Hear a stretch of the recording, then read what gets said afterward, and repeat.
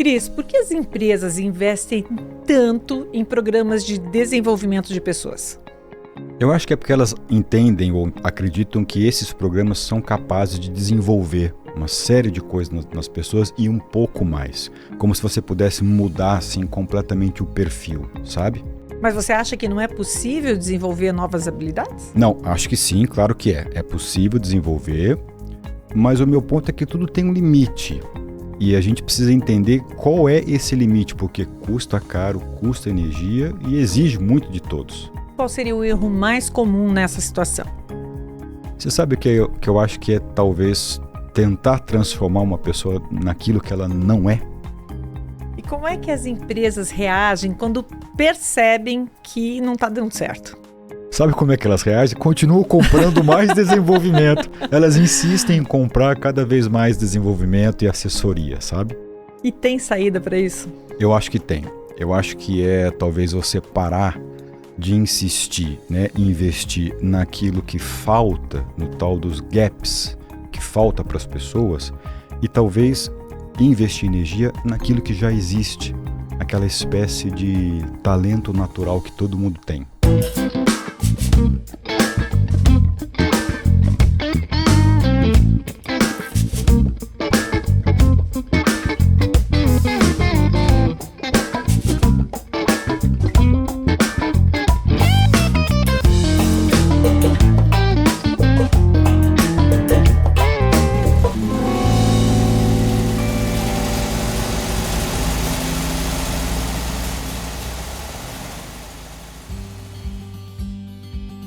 Estamos começando mais um Tem Saída com Cristiano de Oliveira e hoje para falar de uma armadilha corporativa, ou seja, gastar energia demais tentando corrigir fraquezas quando a solução está em aproveitar a força. Porque todo mundo tem um talento, né? Um jeito natural, uma habilidade que já está lá. E a questão não é tentar reinventar essa pessoa e suas habilidades, é saber usar o que já existe. Oi, Cris. Oi, Vanusa. Como é que dá para identificar essa vocação natural que as pessoas têm e transformar isso em algo bom dentro daquilo que ela desempenha? Você sabe que essa pergunta, eu sempre tive vontade que alguém me fizesse essa pergunta atuando lá no campo. Como é que dá para a gente poder identificar, né? Olhando. A resposta é olhando para a pessoa. Por que eu digo isso? Por que a gente não gosta de resposta simples assim? Bom, você pontua e encerra o assunto, né? Mas sabe que é verdade? A gente já falou isso algumas vezes aqui. Escutando, olhando, prestando atenção no outro. E por que é assim? Por que a gente acaba não olhando para o outro? Eu não sei se é um vício. Vício não. Eu não sei se é alguma coisa que já está assim meio pré-formatada. É muito comum nos times você prestar atenção naquilo que as pessoas não têm. Então, cresce à vontade, vamos comprar coisas que possam desenvolver. Estamos aqui, queremos chegar aqui, a equipe tem que ir junto, para a equipe junto ela tem que ser desenvolvida, treinada, qualificada. Então, vamos mapear quais são os gaps de desenvolvimento das pessoas, deixar isso bem claro, para que a gente gaste dinheiro de maneira correta com aquilo que vai suprir uma falta que existe na equipe. Todo mundo pensa assim. Como é que é isso? Assim? Isso é um hábito, para não dizer que é um vício. É um hábito, isso já está arraigado, esse tipo de mindset, essa forma de pensar é uma forma que já está presente desde que o mundo corporativo nasceu. Você falou uma premissa aí no começo que é o seguinte, que todo mundo tem uma fortaleza, tem um talento, né? Eu acho que isso é uma premissa mesmo, eu concordo com ela. Eu acho assim, todo mundo tem aquilo que desempenha, que alguma coisa que é melhor do que o outro. Dois lados da moeda. Tem um lado que sim e tem um lado que não. Tem um lado positivo e tem um lado negativo. Eu acho que é assim para todo mundo. Então, a impressão que eu tenho, Vanusa, é que esses programas para desenvolver, eles focam em capacitar para que a pessoa seja melhor naquela fraqueza que ela tem. É errado pensar nisso? Não. Da forma como acontece de maneira exagerada nas empresas e com uma, é meu ponto, com uma dose de miopia, aí eu acho que é.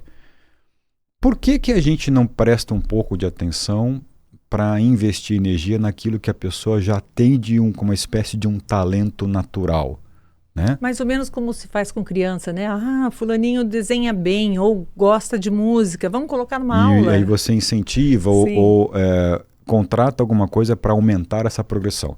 Parece ver uma olhada, não, daqui a pouco o Cris está falando aí como se não existisse. Claro que existe, claro que um programa de treinamento, ele traz frutos. Todo mundo colhe coisas positivas disso, né? Só que eu acho que tem um limite, porque nós temos um limite. A gente se desenvolve até um certo ponto. E com o passar do tempo, vai ficando cada vez mais difícil a gente aprender ou desenvolver outras coisas, né? É um fenômeno natural que acontece com qualquer indivíduo. Então, no começo, a criança, o adolescente, os primeiros anos no mundo corporativo, a gente é muito maleável. A gente tem até um apetite diferente para olhar para as coisas e absorver, né? A gente falava aqui no intervalo sobre os programas de trainee, né, nas empresas. Pô, o cara saiu da faculdade, vem para cá, faz um baita do programa, apresenta um monte de coisa. É uma fase muito atrativa e interessante para abrir a cabeça da gente. E aí você começa a determinar, olha, essa pessoa tem facilidade mais nessa área. Nossa, tem um gatilho aqui que ela vai super bem, se saiu bem, né? Ó, essa área aqui não, essa aqui ela já teve mais dificuldade.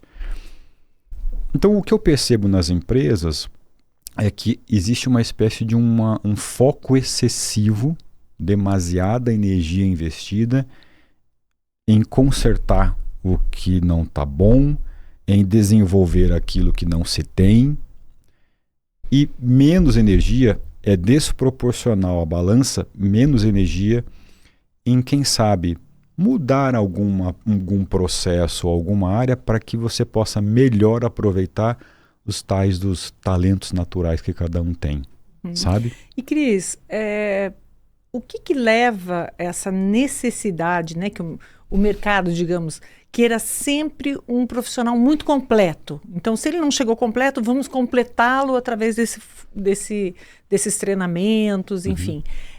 O que leva a isso? É um pensamento meio comum, parece, né?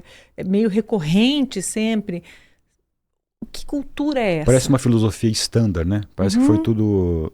homogênico. É um raciocínio meio pasteurizado. E isso eu acho que é um problema, né? Você sabe que... Você colocou isso agora. Eu estou lembrando de um exemplo que eu vivi assim alguns anos atrás. Não faz tanto tempo assim, uns 2, 3 anos atrás. Tá fresco, tá recente ainda.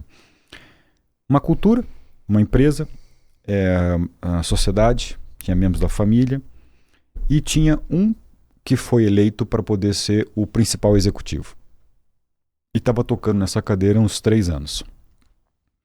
E os mapeamentos todos, para ver gap daqui, gap de lá, fraqueza, fortaleza, aquela coisa toda, aqueles programas estavam identificando que esse executivo, ele era assim, uma espécie de uma pessoa com talento natural para áreas de buscar novos negócios, estar atento a uma atividade comercial, conhecia de fio a pavio tudo que era importante do segmento, do setor, do negócio deles, uma cabeça matemática de raciocínio lógico muito boa, muito rápido, objetivo, pragmático, diretivo, assertivo nas respostas. Essas eram as fortalezas naturais dessa pessoa. E aquilo que era de gap, que era o que faltava, era tudo meio voltado para a forma como esse executivo se relacionava com os outros, né? Então ele não era nada assim people-oriented. Então não escutava muito, não gostava de dar feedback, não falava muito, não conversava. Ele dizia assim, me lembro, ele falou, Cris, a gente tem que ter um jogo de cintura para estar na cadeira que eu tô, tem que ter uma habilidade social. Eu não sou muito de ficar conversando, vai lá e perguntar da família, como é que foi, tá tudo bem com você? E aí, como é que tá? Eu sei, ele dizia assim, eu sei que tudo isso faz parte para a construção de uma proximidade, de um relacionamento, que no final das contas vai influenciar na hora de você buscar o resultado. Mas eu não sou essa pessoa. E nos últimos 3 anos, foi feito um mapeamento, nos últimos 3 anos, essa empresa estava comprando um monte de programas de desenvolvimento para que ele pudesse ser essa pessoa mais carismática, mais afetuosa, que ele pudesse escutar mais, que ele pudesse se colocar mais no lugar do outro. Então era coach para cá, mentoria para cá, trouxeram consultoria para fazer benchmark, trouxeram exemplos, trouxeram palestrantes.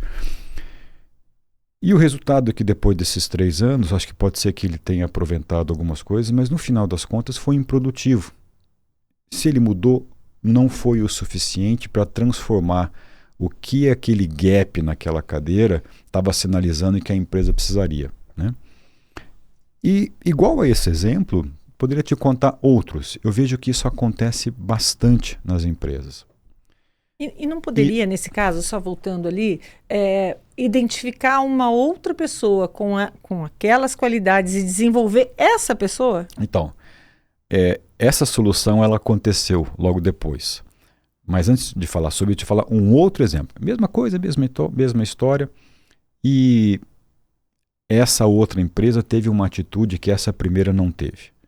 Um belo dia, depois de algum dinheiro gastado para tentar transformar uma pessoa naquilo que ela naturalmente não conseguiria ser, pararam para pensar e teve lá um sócio que foi uma espécie de uma atitude assim, meio de coragem, meio de desculpa. Escuta, essa pessoa que eram vários, estamos treinando aqui uma meia dúzia de gente e a gente está vendo que algumas coisas melhoram, outras não. E se a gente fizesse ao contrário? E se a gente fizesse um rearranjo aqui interno para que a gente pudesse aproveitar melhor essa pessoa que é boa nisso, aquela pessoa que é boa naquilo? A gente não deixa talvez tão certinho as cadeiras, ele fazia assim, tão certinho as cadeiras como eles estão, mas a gente desenha de uma maneira diferente até onde vai o limite do outro. Tem que ter os papéis claros, tem que ter os limites, mas a gente muda, quem sabe, um processo, muda um pouco o organograma, aproveitando as pessoas que a gente tem. E fizeram isso. Não precisa falar que melhorou 1000%. Uhum. Né? É a hora que alguém teve uma espécie de... A palavra que me vem aqui é coragem, né? Coragem. Não, mas peraí. Vamos a gente mudar o nosso terreno, a nossa organização, para que essas pessoas tenham mais espaço de brilharem lá com seus talentos naturais. E foi um baita de um sucesso. E aí, voltando para o primeiro exemplo, essa empresa, eu tinha vivido já 2 exemplos desse. Então a gente estava lá discutindo, fizemos uma espécie de sugestão parecida, né? Não foi tão fácil quanto essa daqui, porque isso aqui partiu de um próprio sócio, ali era alguém de fora tentando convencer os outros sócios disso. Mas não é que teve uns 50% de melhora, um pequeno alívio ali, para não exigir daquela pessoa algo que era muito custoso e estava pensando, pô, essa pessoa não serve para ser o executivo aqui. Não, a gente fez uma mudança e foi a melhor coisa que aquela empresa ela poderia fazer. Alocamos uma outra pessoa, desviamos o papel de ser mais empático e carismático para uma outra pessoa que estava do lado, reformulamos um pouquinho isso, mas a gente continuou se abastecendo daquela inteligência rara lá dessa pessoa para o negócio. Então, tudo ficou mais leve, tudo ficou mais simples e super resolveu. Então, me lembro de um sócio que me diz assim, Cris, não é o rabo que balança o cachorro, é o cachorro que balança o rabo. Vamos estar atento para isso. Se você está tentando, está comprando, está gastando dinheiro um monte e você vê que você não tem tanta progressão, pensa de um jeito diferente, né? E quando você fala isso, me vem um pensamento aqui, que é o seguinte, o fato de você fazer aquilo com naturalidade, de modo genuíno, tem uma eficácia muito maior na comunicação, né? Então, já é muito mais fácil de você atingir os seus objetivos a partir do momento que você é genuíno. Então, aproveitar talentos e tornar essas pessoas cada dia mais genuínas naquilo que elas fazem, com certeza deve também ter um resultado bem melhor, né? Claro. Eu acho que existe eu cada vez estou mais convicto, né? Existe um distanciamento grande assim entre a teoria, o que está no papel, e a prática. Uhum. Então, se você for lá nos programas de treinamento, desenvolvimento, está todo mundo dizendo assim, não, vamos aproveitar o talento natural. Claro que isso é bom senso, claro que isso está escrito e todo mundo concorda. Na prática, a coisa não é bem assim, né? Na prática, a gente sempre acaba visualizando um gasto excessivo de energia, custa, e sabe o quê? Gera frustração. Um monte de gente frustrada, e aí, por isso até, quem sabe a gente pode falar disso um outro dia, por isso até que vários programas que foram feitos para funcionar como uma assessoria caem em uma espécie de um descrédito, principalmente por alguns sócios empresários, né? Eu me lembro quando a gente falava aqui dos programas de coach, né? E eu lembro que a gente conversava, eu falei, por que eu deixei de ser um coach? Né? Se você perguntar para alguém, ninguém vai falar isso, ninguém vai responder. Mas se você perguntar, como eu pergunto sempre, né? Escuta, empresário, sócio, o que você achou dos programas que você contratou para desenvolver os seus 2 principais executivos total? Existe uma dose de energia, existe uma dose, ajudou em algumas coisas, mas nem de longe cobriu a minha expectativa, né? Cai no descrédito. Talvez descrédito seja uma palavra muito forte, mas é deixado um pouco de lado. E essas assistências, eu acho que elas sofrem um pouco com isso, né? Bastava você tentar mudar um pouco o olhar. Bastava a gente entender a premissa que a gente falou aqui e ter um pouco de ousadia, um pouco de coragem para fazer com que o cachorro balance o rabo, sabe? Mas você falando de coach, por exemplo, sem querer também desvalorizar, mas é que por um período eram algumas pessoas muito bem formadas, muito experientes, e de repente todo mundo virou coach.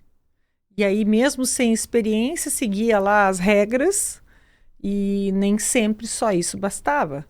Ou basta, né? Então, aí vem esse descrédito que você fala. Eu acho que você toca num ponto super importante, que é uma própria banalização mesmo da formação de profissionais. Isso acontece em várias áreas e aqueles que prestam serviços satélites, né? As consultorias, né? Eles sofrem muito com isso.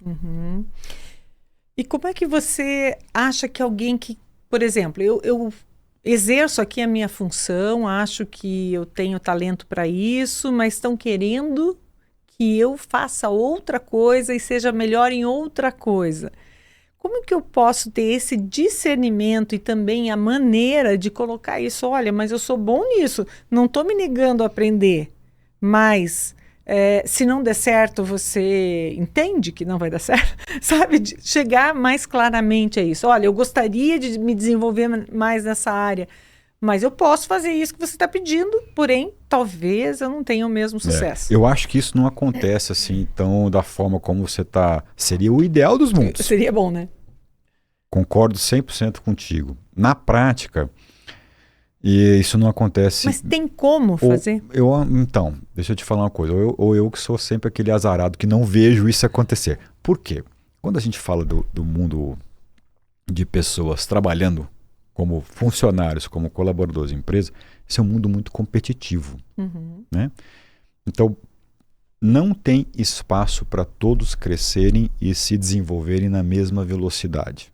E quanto mais você sobe por topo da pirâmide, menos cadeiras. Então, é um mundo competitivo. Por que é competitivo? Porque as pessoas querem se desenvolver, querem ganhar mais, querem ter mais desafios, elas querem participar cada vez mais de decisões que são importantes. Tem as vontades e desejos de cada um.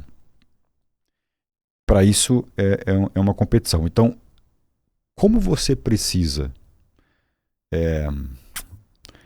se provar, como você precisa mostrar que você gera valor, que você traz resultado o tempo inteiro, é muito mais difícil esse tipo de pressão fazer com que você possa ter uma atitude natural. Olha, eu não sei se eu vou entregar para você isso aí que você está me pedindo. Podemos tentar, Ou me deixa ir para cá porque aqui eu sou melhor. Essa atitude de ter a consciência pode até acontecer. Eu acho que não é muito, tá? Uhum. Ninguém tem tanta consciência assim. E segurança, né? Porque o mundo de competição ele traz um pouco de miopia. Esse acho que é o ponto. Mas vamos supor que a pessoa tenha consciência, uma boa consciência das suas fraquezas e fortalezas. Eu não acho que isso seja suficiente para ela poder bater um papo com outros. Escuta, aqui eu não sou tão bom não, vou tentar te ajudar nisso aí que você está me falando, mas se eu fosse para aquele lado ali seria melhor. Mas eu vou para cá, a gente se ajuda e vamos fazer uma experiência. É como se não tivesse, a competição ela não te permite fazer isso na verdade, porque pode ser que alguma outra pessoa venha fazer isso se você não fizer bem feito. Quantas vezes eu vi isso, né? Vou te dar um desafio. E a pessoa vai lá e é desafiador mesmo porque ela está aprendendo. Não fez bem? Troca, põe outro. É um pouco... Tá certo? É difícil, né? Agora, você falou das fraquezas, fortalezas, né? Essas avaliações todas que se aplicam nas empresas, elas chegam às vezes a serem desumanas, né? Porque você pega e diz pro cara, você precisa, a tua fraqueza é essa, e ele diz assim, mas eu não consigo, como você falou desse gestor, desse sócio, eu não consigo chegar lá, né? Mas eu faço tanta coisa boa, e de repente o olhar vai pro defeito, então chega a ser também um problema relacional, não? Eu acho que sim. Acho que esse que falou que eu não sou bom nisso, está na condição de sócio, que dá a liberdade. A maioria, vamos pensar no nível 1 e nível 2, a maioria não expõe as suas fraquezas. Precisa sustentar uma posição de que, mesmo tendo consciência de que não sabe, não, deixa comigo que eu vou entregar. Eu vou fazer isso. Porque se ele fala ao contrário, alguém vai fazer no lugar. Pode ser que alguém venha fazer no lugar. Então, Vanusa, eu acho que é muito difícil você assumir as suas fraquezas. O exemplo que eu dei de um sócio, um diretor, um gerente, um executivo. Existem esses executivos, mas não são a maioria. Que falam, isso aqui eu não sei, aqui eu tenho dificuldade, deixa comigo que eu vou, mesmo sem saber, eu vou estudar e vou entregar. Isso não acontece. No meio da pirâmide... onde ela é maior, no meio da pirâmide, menos ainda isso acontece. E você acha que isso não acontece só pela concorrência ou também porque eu não quero passar essa fragilidade adiante? Eu não quero mostrar que eu não sei. Por isso. Eu preciso sempre mostrar que eu sou o super-homem, o super-executivo, o super tudo. Porque se não fizer isso, o que acontece? Você é substituído. Ponto. Né? Então, é isso que eu estou chamando do mundo competitivo. Faz com que você diga ou fale o que você não é. Agora, é o que mais tem. E quando a pessoa é muito segura, já, tá? Daquilo que ele sabe fazer, ele sabe que aquilo que ele sabe fazer é importante para a empresa. E aí se vem a proposta dele melhorar em outra área e ele diz, não quero. Também acontece, não acontece? Acontece. Porque o cara é seguro, ele sabe que ele é bom. Esses são os grandes executivos, esses são as grandes pessoas que estão, que o sócio não quer perder um cara de jeito nenhum. Aqui eu não sei fazer isso aqui, mas ele entrega muito. Ou ele tem facilidade para poder aprender, ou ele pensa diferente, ou ele não tem medo de expor, mas ele acha um jeito de entregar. Mas eu aposto com você, não é a maioria, é a minoria. Sim. Me lembro uma vez que a gente conversava aqui, tá falando negócio de coach, eu lembrei daquelas categorias que o pessoal falava, 10% tá lá em cima, os alpinistas, porque escalam alto, como é que é? O 10% tá lá embaixo, que são o nome que o cara usava, desistentes, ali não adianta você ficar investindo porque não dá, e o miolo ali, 70%, 80%, que tá lá em cima. Que tá lá em cima, eles chamam, são os campistas. O que é campista? Tá acampado na zona de conforto. Tem gente boa ali que vai subir. Mas a maioria da população está numa zona de conforto. Não tem essa proatividade. Eu não sei, mas eu faço. E é natural que seja assim. Tem umas cabeças que levam lá para frente, mas você precisa ter muita gente que vai garantir a condução. Se você quiser todo mundo falando que vai decidir, também não tem espaço para isso. Então tem muita gente importante que garante ali no nível 2 uma entrega consistente e tal. Mas tem muita gente nesse nível que também está fazendo alusão lá ao que o cara diz, acampado na carreira. Está na zona de conforto, né? E o ser humano tem uma facilidade gigante para ir para a zona de conforto. Não duvide disso. Você sabe que você me lembrou, eu conheci há pouco tempo um dono de pizzaria. E ele foi gerente de pizzaria por muitos anos. E todo ano tinha que aumentar o faturamento. Todo ano tinha que aumentar uma pizzaria bem grande, assim, com uma fama bem legal. E um dia ele entregou o resultado do ano, né? E o filho da dona disse, nossa, muito bem, parabéns. Tal. E ela disse assim, não, podia ser melhor. A gente podia chegar a 2 milhões e não sei o quê, digamos, né? Tá. E aí ele olhou para ela, naquele momento acho que ele teve um insight e disse assim, não. Tirou o jaleco e disse assim, então arruma outro porque eu tô saindo. Foi lá e montou a própria pizzaria. Num lugar onde você jamais faria qualquer coisa, assim, não tem a menor vocação, não é uma rua de trânsito bom, não é visível, não é nada. Bem, ele entrega, ele fatura hoje muito mais do que ele imaginava que poderia faturar e já está pensando em montar em outro lugar uma segunda. Então, às vezes também falta isso, né? O cara ter parar e pensar, poxa, não estou bom o suficiente aqui, mas eu posso também ser bom o suficiente em outro lugar. Essas pessoas existem, você trouxe um exemplo disso, mas a maioria não tem, talvez, eu ia arriscar falar uma palavra assim. Coragem? Coragem, não tem condição de fazer isso, né? Porque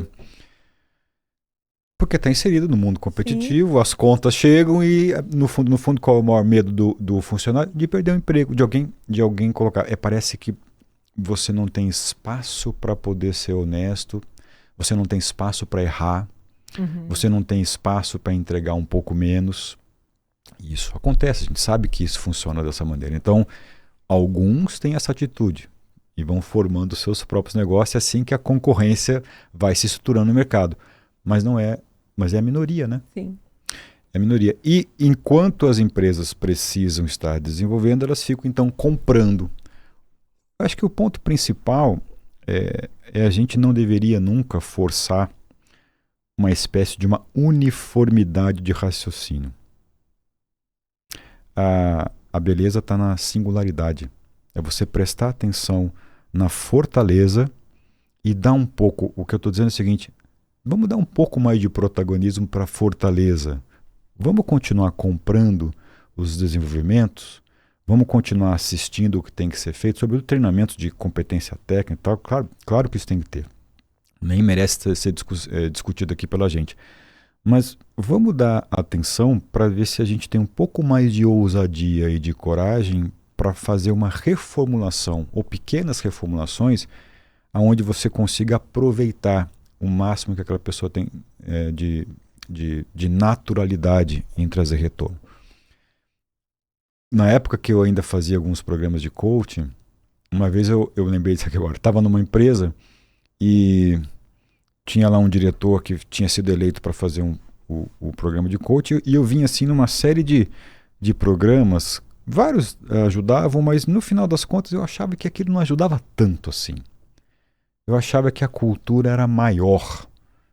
Então eu preciso ser, vou dar um exemplo qualquer, preciso ser mais agressivo aqui, porque a nossa cultura é tudo mais agressivo, a gente vai para cima do concorrente, tem que ter resposta rápida, e eu acabo escutando muitas pessoas e quero acolher muitas pessoas, aqui não dá, então estão querendo comprar um coach para mim para que eu seja essa pessoa mais diretiva, mais objetiva e vai mais para cima.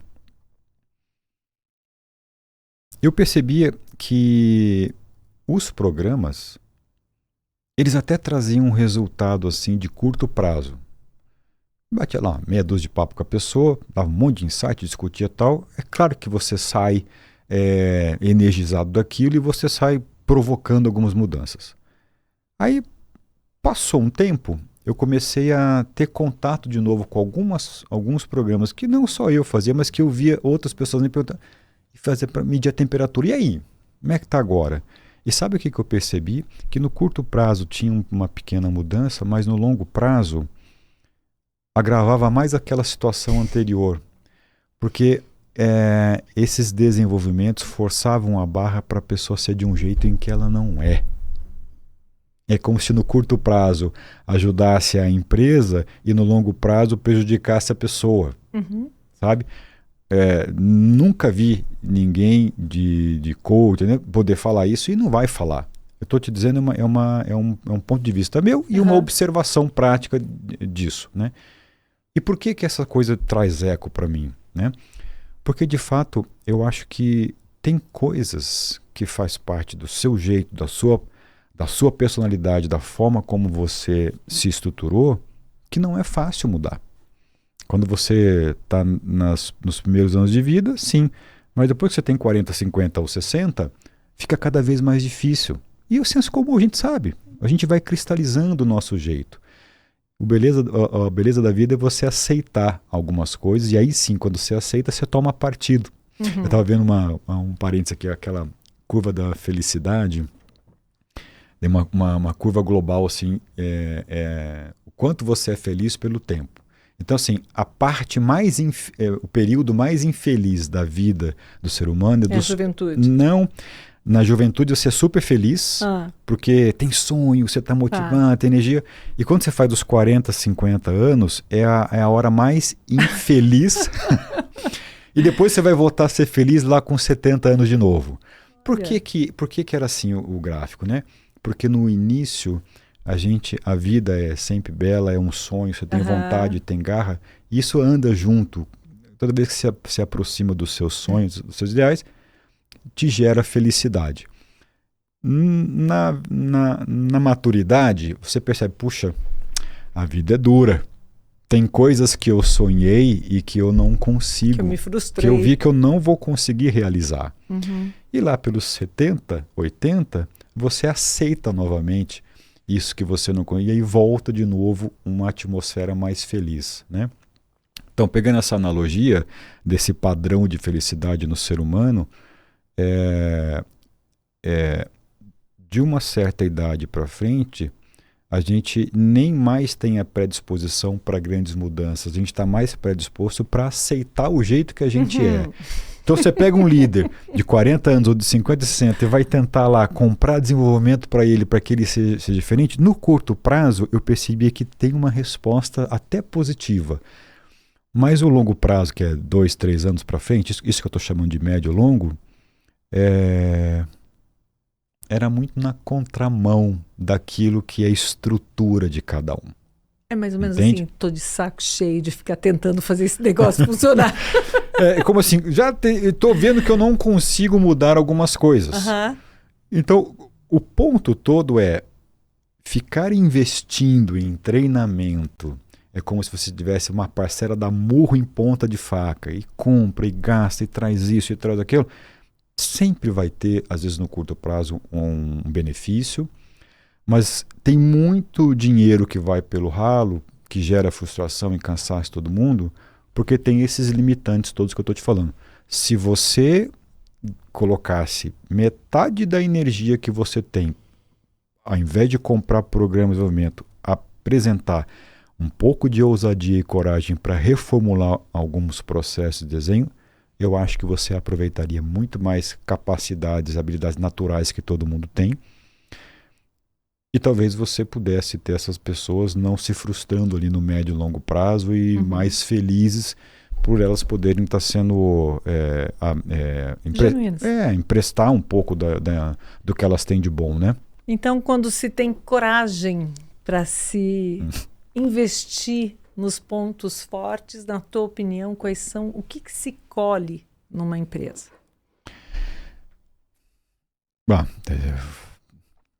Nossa. Gasta-se menos? Eu acho que você tem resultado. Você tem resultado. Então, a tal da última linha lá é resultado. Então, você administra melhor as despesas, os seus custos, você administra melhor assim, as vontades que as pessoas têm, realizações que as pessoas querem ter. A última linha é resultado, né? Eu acho que você canaliza o esforço para aproveitar melhor a inteligência, a competência que está instalada. Quanto que isso pode influenciar no resultado? É muito, né? E influencia no resultado não só na última linha, mas eu acho que tem aquela coisa, né, sabe aquelas pessoas que vão trabalhar arrastando corrente? Sim. Então, clima, vontade, a forma, quando a tua cabeça está boa e você está sendo produtivo, você pensa melhor, traz mais solução, tem um pouco de alegria junto, tudo isso gera resultado, né? Então, deixa de gastar dinheiro com algumas inserções que eu acho que elas são super limitantes e limitadoras, economiza dinheiro e aproveita lá o que já está instalado, já está ofertado para você. Então, pelo que você está me dizendo, tem saída para isso e tem saída, inclusive, para se ter uma empresa mais feliz. E, por incrível que pareça, a gente está chamando isso de coragem, né? De ousadia. Ou seja, sair um pouco do script, né? Desenhe um pouco diferente, troque um pouco as pessoas. A metade dessa pessoa para cá, metade para lá. Eu já vi, tem empresas que estão fazendo isso. E colhem frutos muito interessantes disso, sabe? Então, o que a gente diz aí pro pessoal? Coragem e ousadia. Para, assim, prestem atenção se vocês precisam estar comprando toda hora processos, mudança de processo e treinamento e tal. Faça uma avaliação se a medida está adequada ou não e olhem para essas pessoas, escutem essas pessoas, descubra quais são os talentos naturais, tenha um diálogo, incentive que essas pessoas também tomem consciência dos seus próprios talentos naturais. Comprar treinamentos para isso também é bom, né? Ou seja, em vez de querer comprar um treinamento para a pessoa poder ser algo diferente, pega esse dinheirinho e investe para ela poder entender onde é que você vai bem aqui. Me sinaliza aqui o que você já tem, o que está escondido na gaveta e que você pode trazer para a mesa para a gente. Ela vai se sentir até mais valorizada. Não é? Isso aí. Então tá bom, Cris. Obrigada. E para você que ficou com a gente até aqui, muito obrigada. Não esqueça de deixar a sua sugestão, os seus comentários a respeito do episódio de hoje e indique para os amigos também, porque a gente gosta de receber uma audiência nova também, né, Cris?